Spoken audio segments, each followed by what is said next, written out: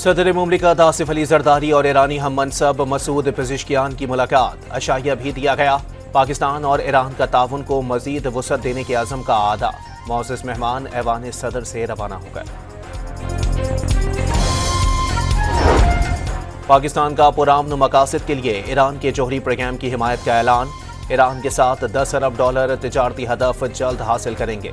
शहबाज शरीफ का ईरानी सदर के हमरा न्यूज़ कॉन्फ्रेंस।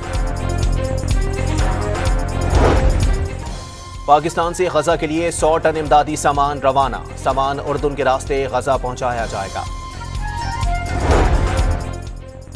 कल्लात के इलाके मंगचर में जर्द गुलाम जान ग्रिड स्टेशन पर मुसल्लह अफराद का हमले और सिक्योरिटी गार्ड्स को यरगमाल बनाने के बाद ग्रिड स्टेशन में तोड़फोड़। और गवर्नर हाउस कराची में मार्का हक और जश्न आज़ादी की तकरीब। 75 ममालिक के तलबा ने शिरकत की। तकरीब के इख्तिताम पर आतिशबाजी का मुजाहरा।